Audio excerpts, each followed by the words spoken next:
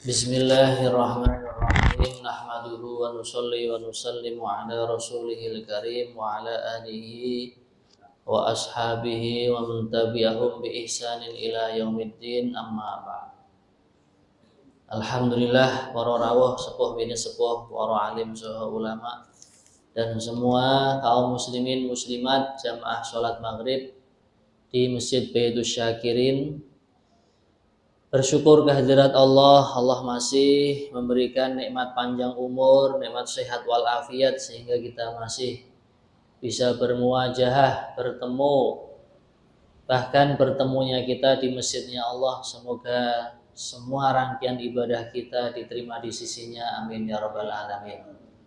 Begitu juga kita meluangkan masa, meluangkan waktu untuk mempelajari firman-firman Allah. Kita berharap, berdoa semoga kita selalu mendapatkan limpahan barokah dari Al-Quran di diri kita, di keluarga kita, bahkan ila yaumil qiyamah. Amin ya rabbal alamin. Ala hadhihi niyyah wa ala kulli niyatin salihah. Al-Fatihah. A'udzu billahi minasy syaithanir rajim. Bismillahirrahmanirrahim. Alhamdulillahi Rabbil Alamin, Ar-Rahmanir Rahim, Maliki Yawmiddin, Iyyaka na'budu wa iyyaka nasta'in, Ihdinas siratal mustaqim, Siratal ladzina an'amta 'alaihim ghairil maghdubi 'alaihim waladdallin. Amin. Kita melanjutkan pada suratul Ikhlas ya. A'udzu billahi minasy syaithanir rajim.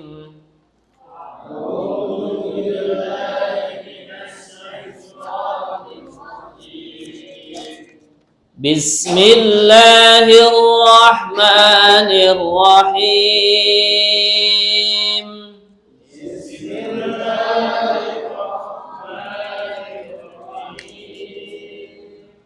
Qul huwallahu ahad.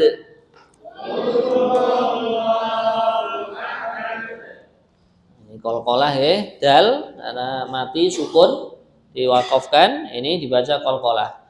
Qul huwallahu ahad.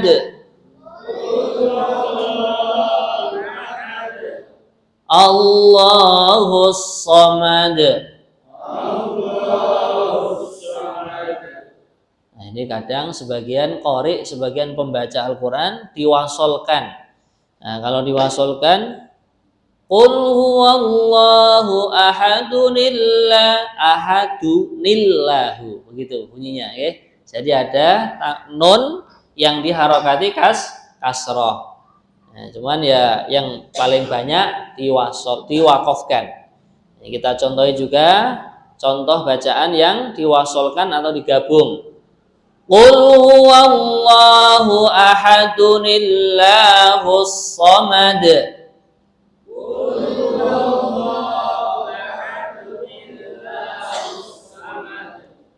Lam yalid wa lam yulad.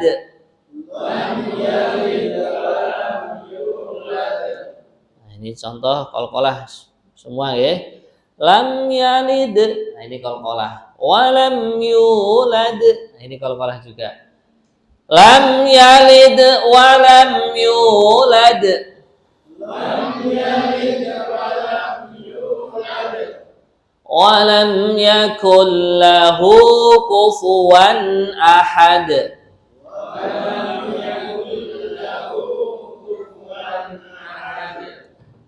Bismillahirrahmanirrahim.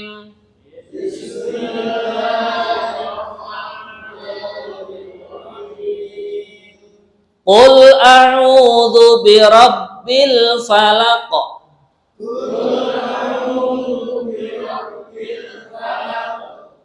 ini juga qaf, contoh huruf yang bila mana sukun atau mati, baik mati asli atau waqaf dibaca qalqalah. Qul a'udzu birabbil falaq.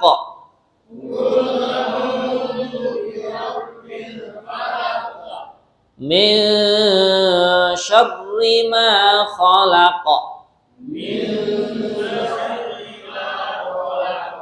Nah, ini contoh bacaan mendengung. Nun sukun berjumpa dengan shin dinamakan ikhfa. Min syarri ma, gitu ya. Min syarri ma khalaq.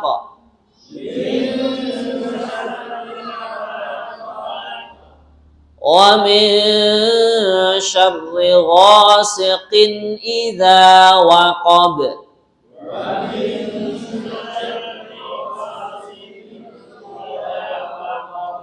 Nah, ini juga mendengung. Wa min syarri, kemudian shinnya bertitik 3, kita baca secara tebal ya.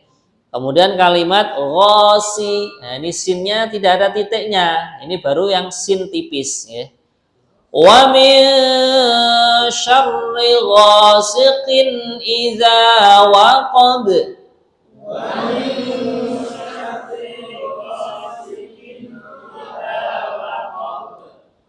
Wa min syarrin naffatsati fil 'uqad.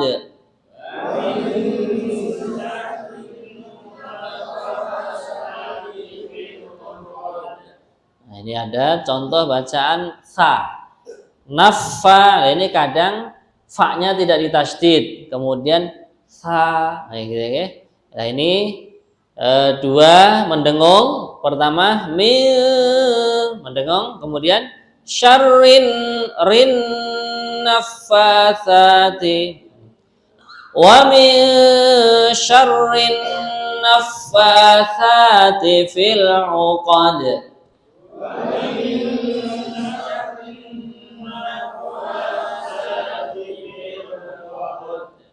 Wa min syarri hasidin idza hasad.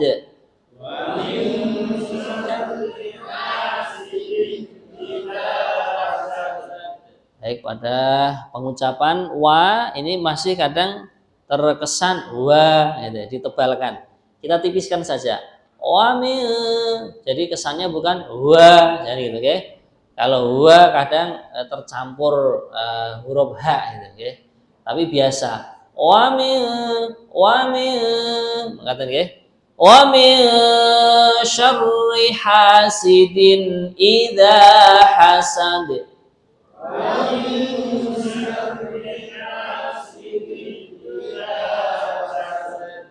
Bismillahirrahmanirrahim.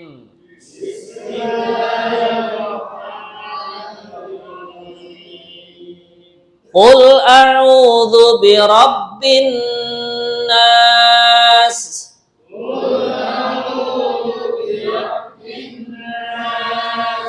Nah, ini birabbin, bin mendengung karena nunnya bertasydid ya.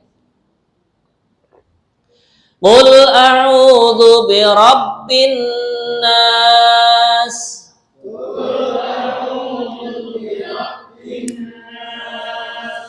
Malikin nas. Nah, ini kadang maliki yaumiddin. Nah, di sini ma-nya juga kadang dibaca panjang. Nah, di sini kita bedakan antara kalimat maliki pada suratul Fatihah dengan maliki dalam suratun Nas. Kalau malikin nas ini baca pendek. Ya. Malikin nas. Ilahin nas. Min syarril waswasil khannas.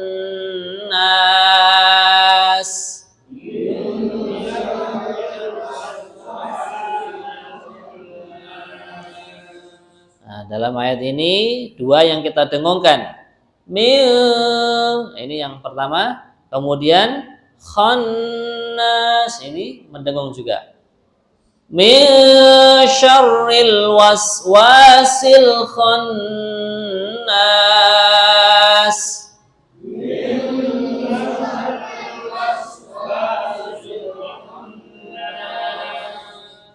Alladzi yuwaswisu fi sudurin nas.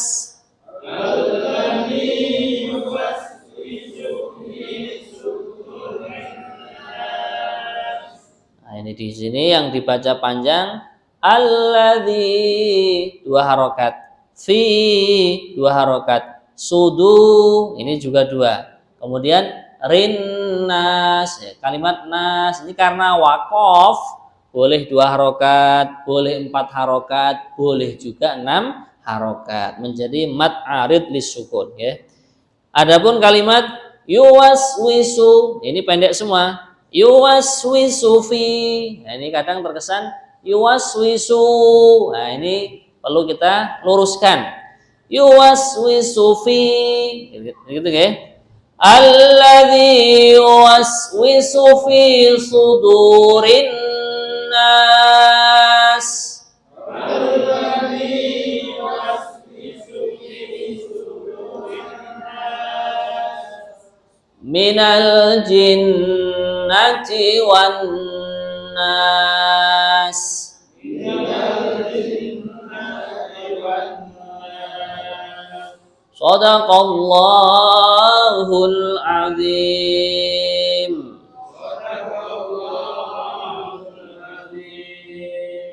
Alhamdulillah, semoga setiap huruf Allah memberikan pahala minimal 10 hasanah, amin ya rabbal alamin.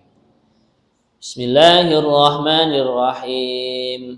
Qul huwallahu ahad, Allahus samad, lam yalid wa lam yulad wa lam yakul lahu kufuwan ahad. Artinya suratul Ikhlas ayat 1 sampai 4. Katakanlah wahai Muhammad, dialah Allah yang Maha Esa. Ayat kedua, Allah tempat meminta segala sesuatu. Ayat ketiga, Allah tidak beranak dan tidak pula diperanakkan.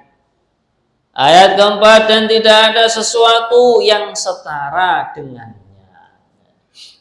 Jadi hadirin sekalian, ayat ini menerangkan bagaimana sifat-sifat Allah diantaranya adalah ahadun, zat yang maha esa atau maha satu. Nah, di sini mengokohkan kalimat tauhid la ilaha illallah. Tiada Tuhan yang berhak disembah kecuali Allah. Tiada Tuhan yang berhak dipatuhi, ditaati, dicintai kecuali Allah. Dan suratul Ikhlas ini Masya Allah kekuatan atau fadilahnya itu luar biasa. Sebagian riwayat hadis menerangkan suratul Ikhlas, orang yang baca suratul Ikhlas seakan-akan membaca thuluthul Quran, nah, sepertiga dari Al-Quran. Makanya orang yang sebelum tidur kok membaca suratul Ikhlas 3 kali, maka seakan-akan dia di malam itu telah mengkhatamkan Al-Quran 30 juz. Inilah termasuk istimewanya umat yang mulia Nabi Muhammad SAW. Amalnya sedikit, tapi ganjaran dan pahalanya dilipat kali gandakan oleh Allah. Nah, ini kalau kita mau mengkhatamkan Quran mungkin perlu waktu 8 jam sampai 10 jam, okay? Nah, akan tetapi dengan berkahnya menjadi umatnya Nabi Muhammad SAW, membaca qul huwallahu ahad 3 kali, ta'dilu khutmah, seperti sebanding dengan 1 khataman. Karena membaca suratul Ikhlas ta'dilu thulusal Quran. Sepertiga Al-Quran berarti 10 juz. Nah, kalau 2 kali ditambah sepertiga lagi berarti 20, ditambah sekali lagi baca suratul Ikhlas ya 10 juz lagi berarti 30 juz sempurna. Kemudian ayat yang kedua, Allahus Somad ay al maqsudu fil hawaiji alad dawam. Nah, Allah ini adalah tempat meminta. Nah, makanya kita sebagai hamba punya hajat apapun, pertama kali kita minta kepada Allah. Sudah diterangkan di sini. Allahus Somad. Ai al maksudu fil hawaiji 'alad dawam. Allah lah yang dituju untuk menunaikan seluruh hajat-hajat hambanya selama-lamanya. Nah, hajat di dunia, hajat di akhirat, mulai alam barzah, alam kubur sampai ada keputusan masuk neraka atau masuk surga, semua hamba butuh kepada Allah, perlu kepada pertolongan Allah. Nah, makanya kita belajar kalau ada hajat apapun, misalkan sedang sakit atau hajat begini begitu, pertama kali yang kita mintai adalah Allah. Dan ini dikokohkan dalam suratul Fatihah. Iyyaka na'budu wa iyyaka nasta'in. Hanya kepada Engkau ya Allah kami meminta dan hanya kepada Engkau ya Allah kami menghamba menyembah. Iyyaka na'budu. Hanya kepada Engkau kami menyembah dan hanya kepada Engkau ya Allah kami meminta. Makanya ayat iyyaka na'budu wa iyyaka nasta'in termasuk salah satu ayat dalam suratul Fatihah, diulang-ulang setiap hari minimal 17 kali dalam 17 rakaat. Nah, ini ya. Pentingnya orang itu menata hati. Ya, maka sebagian alim ulama itu menasihati orang itu kalau ingin hajatnya terselesaikan, masalahnya teruraikan, kalau dia punya hajat, punya masalah, jangan minta dulu kepada makhluk, tapi yang diminta pertama kali adalah Allah. Dengan cara apa? Wasta'inu bis sabri was shalah. Mintalah pertolongan kepada Allah dengan sabar dan sholat. Mungkin seorang suami punya hajat menyelesaikan masalah rumah tangganya, seorang istri juga punya hajat begini begitu untuk dirinya, untuk suaminya, untuk anak-anaknya. Mungkin yang punya tanggung jawab jadi RT, RW, Pak Lurah ya, punya hajat bagaimana rakyatnya makmur semua. Nah, maka ini kita belajar mintanya hanya kepada Allah. Kemudian ayat berikutnya lam yalid wa lam yulad. Nah, Allah tidak melahirkan dan juga Allah tidak dilahirkan. Nah, inilah termasuk sifat-sifatnya Allah.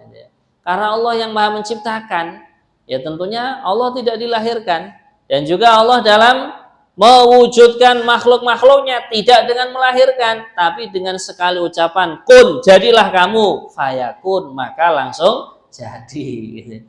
Inilah menunjukkan keagungan, menunjukkan kebesaran dan juga menunjukkan kehebatan Allah Subhanahu wa taala. Walam yakul lahu kufuwan ahad. Ini maknanya dan tidak ada bagi Allah orang yang membandingi Allah, tidak ada. Mukafian wa mumasilan. Nah, bagaimana makhluknya Allah saja, yang namanya malaikat Jibril ya, dalam sebuah riwayat itu saking gedenya, saking besarnya, bila mana seluruh air yang ada di lautan, yang ada di sungai-sungai, yang ada di sumur-sumur dituangkan di atas kepalanya malaikat Jibril, satu tetes pun tidak ada yang menetes. Nah, saking besarnya, saking gedenya itu.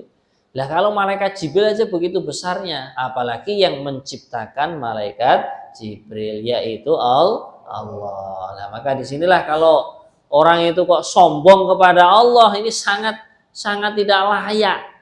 Maka akhirnya hamba yang sombong itu dalam sebuah hadis, la yadkhulul jannata man kana fi qalbihi mithqalu dzarratin min kibrin. Nah, tidak akan masuk surga orang yang di dalam hatinya ada sifat sombong walaupun beratnya itu sebesar biji dzarrah. Nah, biji dzarrah sudah pernah kita bahas di dalam suratul Zalzalah. May ya'mal mithqala dzarratin khairai yarah wa may ya'mal mithqala dzarratin syarrai yarah. Jadi di situ diterangkan dalam tafsirnya biji dzarrah itu ibarat semut hitam yang kecil dipotong 100 potongan, satu potongan dari 100 semut hitam yang kecil itu, itulah perumpamaan dzarrah. Orang kok di dalam hatinya ada sifat sombong seberat biji dzarrah tersebut tidak akan masuk surga. Semoga Allah selamatkan kita dari kesombongan. Amin. Nah, maka disinilah hadirin sekalian kekuatan Allah, kudrat dan iradatnya Allah, ya, keagungan Allah tidak ada yang membandingi, tidak ada. Kita lihat bagaimana Allah Subhanahu wa ta'ala memberikan mukjizat kepada para nabi dan rasulnya. Mukjizat yang diberikan kepada Nabi Saleh, Allah bisa mewujudkan seekor onta dari batu. Sekarang teknologi mana? Dari batu kok bisa menjadi onta? Ontanya pun bisa mengeluarkan air susu. Bahkan waktu itu diceritakan air susu ontanya Nabiullah Saleh itu bisa diminum orang satu desa, satu kampung. Masya Allah. Termasuk mukjizat yang Allah berikan kepada Nabiullah Isa alaihi salam. Apa hadirin sekalian? Nabi Isa Allah lahirkan hanya dari seorang ibu saja. Mukjizat yang diberikan kepada Nabiullah Adam. Nah, diantaranya apa? Allah ciptakan Nabi Adam tanpa ayah, tanpa ibu, hanya dengan kalimat kun, jadilah kamu, langsung jadi. Ya, sekarang ini teknologi mana yang bisa membanding itu? Enggak ada. Makanya patutlah Allah Subhanahu wa taala berfirman dalam ayat ini, walam yakul lahu kufuwan ahad, tidak ada seorang pun yang membandingi semua kekuatan Allah, kudrat dan iradatnya Allah, tidak ada. Akhirnya kalau kita memahami ayat-ayat ini, hati kita kembali kepada kalimat tauhid, la ilaha illallah. Suratul Falaq ayat 1 sampai 5 yang artinya, katakanlah wahai Muhammad, aku berlindung kepada Tuhan yang menguasai subuh atau fajar, dari kejahatan makhluk yang Dia ciptakan, dan dari kejahatan malam apabila telah gelap gulita, dan dari kejahatan perempuan-perempuan penyihir yang meniup pada buhul-buhul atau talinya. Kemudian yang kelima, dan dari kejahatan orang yang dengki apabila dia dengki. Nah, ini suratul Falaq dan suratul Nas ini dikatakan al-mu'awwidzatain, yang surat yang isinya itu minta perlindungan kepada Allah. Nah, di sini diterangkan di antara asbabun nuzul, asbab turunnya suratul Falaq ini ketika baginda Nabi Muhammad sallallahu alaihi wasallam disihir oleh orang-orang Yahudi. Bahkan diceritakan sihirnya itu ada 11 tali gitu. 11 tali, nggak tahu dibacakan mantra apa begitu. Akhirnya Allah memberitahu tentang sihir yang telah dikirimkan oleh orang-orang Yahudi. Setelah itu Allah memerintahkan yang mulia Nabi Agung Muhammad sallallahu alaihi wasallam bit ta'awudz bis surataini, untuk minta perlindungan kepada Allah dengan dua surat ini, yaitu suratul Falaq dan suratul Nas. Makanya di sini sebagian alim ulama menyarankan kita sebelum tidur baca surat ini, supaya ketika terlelap tidur, bila mana ada musuh-musuh kita, baik musuh yang berupa manusia atau musuh yang berupa jin, mau mengganggu dengan ilmu sihirnya, ilmu hitamnya, Allah lindungi, Allah selamatkan diri kita dari sihir-sihir tersebut. Amin ya rabbal alamin. Nah, maka disinilah isinya suratul Falaq itu seperti itu. Bahkan juga suratul Falaq ini ketika dibaca oleh banyak orang sebelum tidur itu, maka kalau orang penduduk kampung itu mau dihancurkan oleh musuhnya dengan sihir, itu orang kampung pun akan dijaga oleh Allah. Pernah itu terjadi di suatu kampung itu ada sihir banyak itu. Maka orang kampung tersebut kalau dimasuki sihir itu bola api itu yang masuk ke dalam rumah, paginya pasti ada yang mati, meninggal. Maka akhirnya ada seorang alumni pondok pesantren begitu mendengarkan fadilahnya Muawwidzatain ini. Akhirnya sebelum tidur dibaca. Malam hari didatangi sihir itu. Orang-orang kampung yang lihat sudah menyangka, besok lihat. Nanti habis subuh kan pasti ada pengumuman inna lillahi wa inna ilaihi rajiun. Nah, kok malah rumahnya ustadz itu yang didatangi bola api yang berupa sihir tadi, malah habis bangun tidur terus ke masjid adzan bahkan ngimami. Akhirnya orang-orang kampung itu pada gumun, pada takjub. Akhirnya tanya, Ustadz amalannya apa kok bisa selamat dari sihir itu? Amalannya adalah membaca surat Falaq dan surat An-Nas. Kemudian suratun Nas ayat 1 sampai dengan 6, katakanlah wahai Muhammad, aku berlindung kepada Tuhannya manusia, rajanya manusia, sesembahannya manusia dari kejahatan bisikan setan yang bersembunyi dan membisikkan kejahatan ke dalam dadanya manusia dari golongan jin dan manusia. Jadi suratun Nas ini spesialisnya melindungi dari setan-setan, iblis-iblis, jin-jin yang akan mengganggu manusia. Min syarril waswasil khannas. Nah, ini sebagian alim ulama mengatakan pada dirinya setan dan iblis itu ada belalai. Nah, belalai itu. Lah, bila mana hatinya manusia dalam keadaan ghaflah, dalam keadaan lalai, maka setan iblis itu akan menusukkan belalainya itu seperti seekor nyamuk yang menusukkan belalainya ke dalam kulitnya manusia. Nah, ini kalau setan hati kok lalai, langsung belalainya itu ditusukkan ke dalam hati. Nanti dimasuki program-program perbuatan dosa.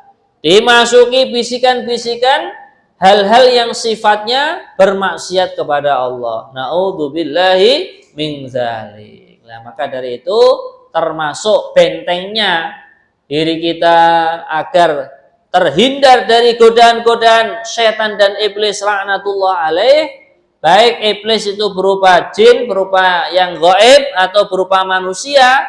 Kita pagi hari baca suratul Falaq, suratul Nas, sore hari membaca suratul Falaq dan suratun Nas, sehingga kita akan dihindarkan oleh Allah dari sihir-sihir, dihindarkan oleh Allah dari godaan-godaan yang akan menyelewengkan kita, bisikan-bisikan setan yang akan menggelincirkan kita dari jalan yang lurus, siratal mustaqim, jalannya para nabi, para rasul dan para siddiqin. Amin ya rabbal alamin.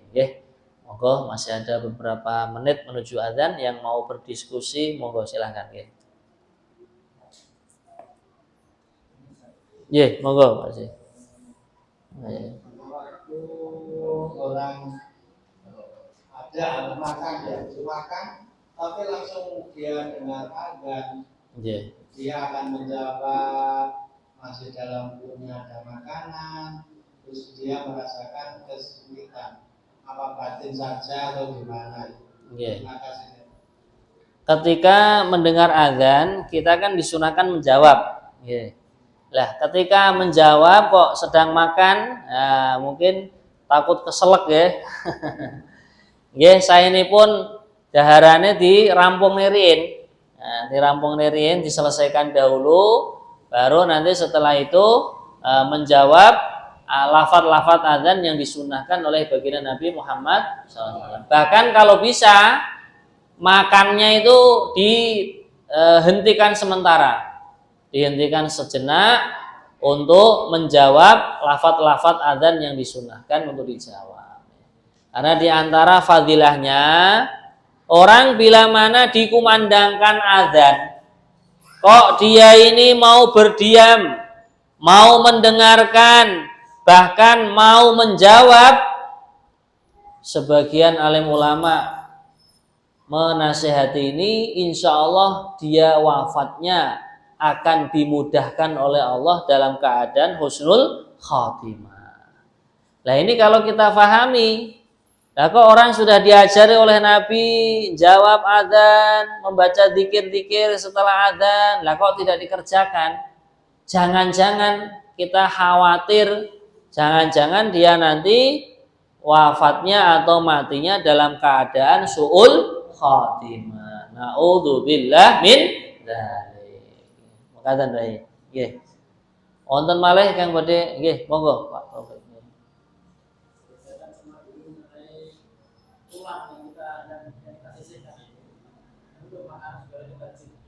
Nggih. Nggih. Siap, siap, nggih.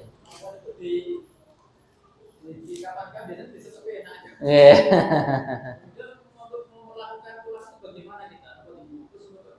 Nggih.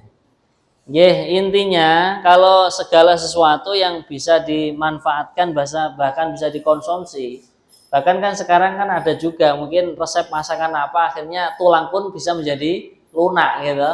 Nah, ini maksudnya makanan yang kita sisihkan dari tulang atau dari duri itu hambanya Allah dari jin itu ya memang bila mana manusia sudah tidak bisa mengkonsumsinya lagi. Baru kalau kita buang niatannya ikram atau sudahlah untuk hamba-hamba Allah dari kalangan jin gitu. Atau mungkin dari kalangan mungkin ya ayam atau anjing atau apa yang mau memanfaatkan gitu. Ya, tapi kalau seandainya kita punya resep dan tidak membahayakan bila mana dikonsumsi ya boleh-boleh saja gitu. Karena kalau kayak tulang ayam, tulang apa itu selagi ayamnya itu disembelih secara syar'i ya kan juga halal-halal saja kan. Nah, mekaten. Nggih, monggo malih enten sing bari tanglet. Monggo. Monggo. Oh, nggih. Dari Putri. Nggih, dari Ibu-ibu. Nggih. Bagaimana hukum menemukan perhiasan dan sudah diumumkan selama 1 tahun di tempat ditemukan, tetapi belum ada yang mengakuinya atau belum diambil? Apa yang harus dilakukan? Jadi kalau kita menemukan sesuatu bukan hanya perhiasan saja, sudah diiklankan selama 1 tahun, contohnya mungkin diiklankan di tempat ditemukannya benda tersebut, atau mungkin dibikin pengumuman di pasar ya, depan pasar, atau kalau sekarang mungkin ya di sosmed ya, nah di status dan lain sebagainya. Sudah dikerjakan selama 1 tahun, kok masih belum ada yang mengakui. Bagi orang yang menemukan itu boleh memilikinya. Boleh memilikinya, halal. Akan tetapi bila mana pemiliknya kok datang dan tahu kalau itu milik dia, barang dia yang hilang, ya yang menemukan tadi ya harus dengan hati yang longgar, hati yang legowo mengembalikan kepada pemiliknya. Nah, seperti itu. Tapi bila mana diiklankan sudah 1 tahun, nah ini kok nggak ada yang mengaku, nah, kemudian sudah dipakai, sudah dimiliki oleh yang menemukan, juga nggak ada yang mau, ya sudah, itu bisa jadi rezeki dia. Pekatan, jelas ya? Wonten malih. Oke, monggo. Assalamualaikum warahmatullahi wabarakatuh. Waalaikumsalam. Nun sewu kajian tafsir menika insyaallah sampun pikantuk 1 juz ya nggih. Juz 30. Lan nun sewu Rebu yang akan datang menika nun sewu dalem besok menika dipun awali juz 1 atau juz 29. Dan nun sewu dalam kula winginane mireng saking Pak Haji Idris mungkin. Yeah. Apabila kita ingin jadi hafid, nun sewu minimal harus hafal 1 juz ini, juz 30. Nun sewu, nun penyerahan itu. Assalamualaikum warahmatullahi wabarakatuh. Mangke insyaallah untuk Rabu depan kita bisa mulai dari juz 1 mawon nggih. Dari depan dari juz suratul Fatihah, suratul Baqarah. Tentang syaratnya orang jadi hafid Quran, apakah harus hafal 1 juz dulu dari juz amma? Ini sebenarnya bukan syarat yang mutlak, itu bukan.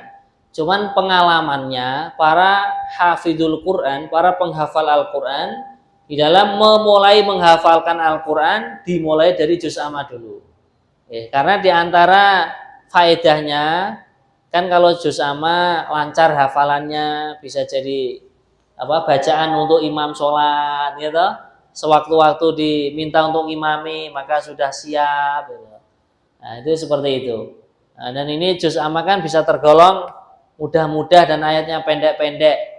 Nah, maka di sini kalau bapak-bapak mungkin dari jamaah ada yang niat jadi hafid Quran, ya mungkin bisa kita katakan sebaiknya memang setelah Fatihah menghafalkan juz amma dulu. Mengatakan Pak Ali nggih, monggo.